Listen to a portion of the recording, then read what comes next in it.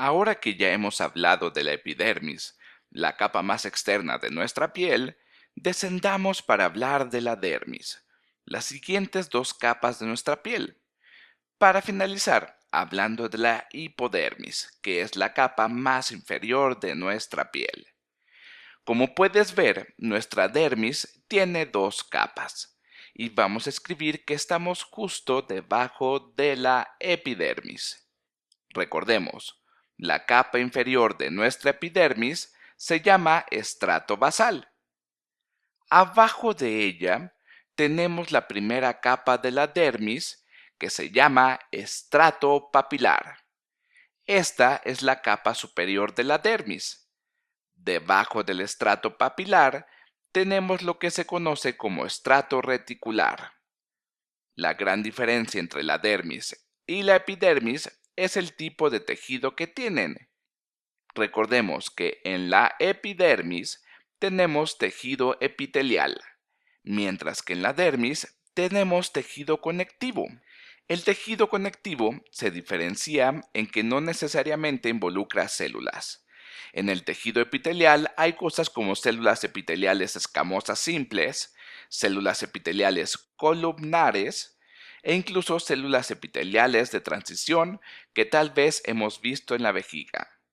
Pero el tejido conectivo contiene una letanía de distintas proteínas como la actina, de la que hablamos en el sistema muscular, o el colágeno, que es otra proteína estructural. Estas son algunas de las proteínas más populares que se mencionan cuando hablamos del tejido conectivo, pero también hay otras como la laminina, la elastina y la desmina. El tejido conectivo principalmente mantiene las cosas juntas. Recordemos los tendones.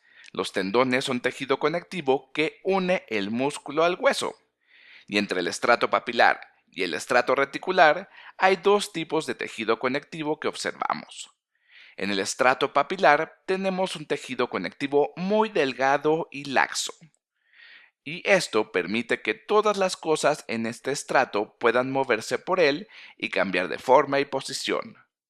Mientras que el estrato reticular es un tejido conectivo más grueso y denso.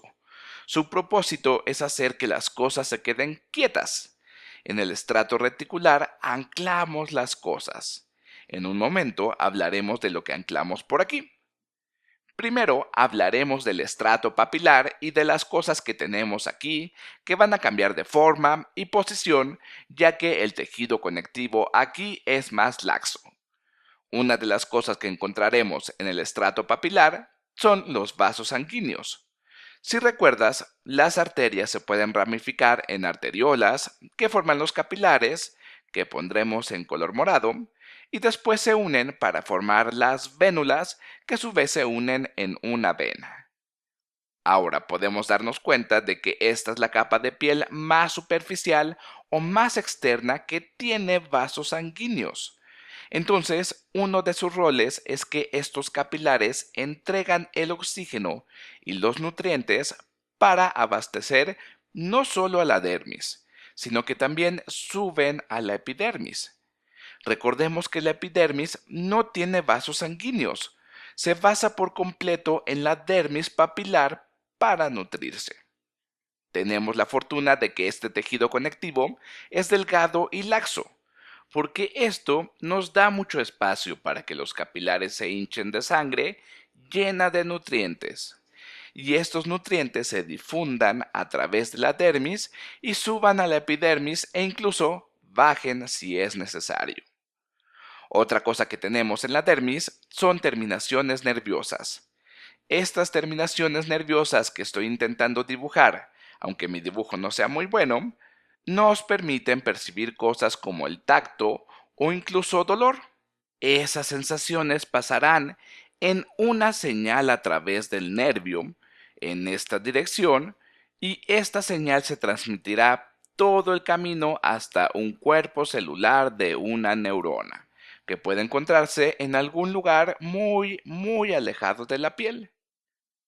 Ahora vayamos al estrato reticular o dermis reticular y veamos por qué es importante tener un tejido conectivo grueso y denso. Este tejido conectivo nos ayuda a anclar las cosas. Una de las cosas que podemos tener, y lo vamos a dibujar así, ascendiendo por la epidermis hasta salir por aquí, es una glándula.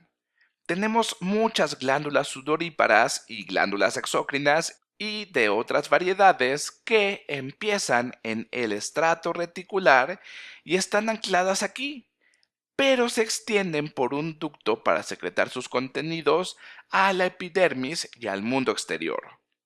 Entonces, tenemos muchas glándulas por aquí y además tenemos folículos. De este folículo emerge un pelo. El pelo va a sobresalir de la piel. No es que solo tengamos un pelo que esté adentro, ya que está acompañado de este de aquí, que es un folículo piloso, o el folículo de nuestro pelo. Este folículo está anclado a la dermis reticular, mientras que el pelo crecerá y se extenderá hacia arriba hasta salir por la parte superior y sobresalir de la epidermis. Otra de las cosas que tenemos en nuestra dermis, ancladas al folículo piloso, es este bloque muscular que se conoce como músculo erector del pelo, y está involucrado con extender o mantener tu pelo firme cuando hace frío o tienes miedo. Para finalizar, una vez que terminamos de hablar de la dermis, podemos pasar a nuestra última capa de piel, aunque técnicamente no es piel, pero se llama hipodermis. Como recordaremos, hipo significa por debajo, entonces esta capa está por debajo de la dermis. A esta misma capa también se le conoce con el nombre de tejido celular subcutáneo o tejido panículo adiposo, que también son buenos nombres para esta capa. Observemos que la palabra subcutáneo se forma de cutáneo, que hace referencia a la piel, y sub es un prefijo que nos indica por debajo de. Y adiposo hace referencia a lípidos. Entonces, tejido celular subcutáneo o panículo adiposo son nombres adecuados, ya que tenemos muchas capas de tejidos adiposos, que pueden variar de persona a persona por debajo de la dermis. Y a pesar de que el tejido adiposo tiene muy mala fama, tenemos que darnos cuenta de que es muy importante, ya que tiene dos funciones fundamentales. Primero, la grasa absorbe el impacto. Las personas están más aisladas gracias a la grasa y son capaces de soportar lesiones traumáticas de manera más efectiva. Y la otra función que tiene es aislar nuestro tejido. Ahora nos damos cuenta de que hemos terminado de hablar de la piel. Hemos hablado de la epidermis, de la dermis y ahora estamos estudiando la hipodermis. ¿Qué tenemos debajo de ella? Bueno, debajo de ella encontraremos músculo. El músculo está debajo de esta capa y más abajo seguramente hay hueso. Si pensamos en nuestra pared torácica justo arriba de la costilla y ponemos un dedo donde está la clavícula, arriba de la caja torácica o incluso en las costillas, podemos notar que nuestra epidermis, nuestra dermis y nuestra hipodermis separan a nuestro dedo de las costillas o incluso del músculo, si ahora presionamos el bíceps o, por ejemplo, en la pantorrilla. Y ya hemos pasado mucho tiempo hablando de las componentes de nuestra piel, pero ¿cómo nos ayuda esto clínicamente? ¿Cómo usan esto los doctores para diagnosticar una enfermedad? La mejor forma para hablar de esto es con un ejemplo. Vamos a hablar del diagnóstico de quemaduras. Una quemadura es una cosa horrible que puede suceder y una de las cosas que hacemos para saber qué tipo de quemadura tenemos, es decir, el grado de la quemadura, curiosamente es fijarnos en las diferentes capas de la piel, ya que éstas corresponden a los diferentes grados de quemaduras que se pueden tener. Una quemadura de primer grado es una especie de enrojecimiento que ocurre en la epidermis. Una quemadura de segundo grado se caracteriza por quemaduras en la dermis, tanto que no hay dolor nervioso después de un tiempo. Esa es la diferencia entre la quemadura de primer grado y una quemadura de segundo grado. La quemadura de primer grado duele mucho, pero si existe una parte que fue quemada y que dejó de doler tanto, es porque el tejido nervioso de aquí se quemó y murió. Por lo tanto, no puede mandar una señal al cuerpo celular de la neurona.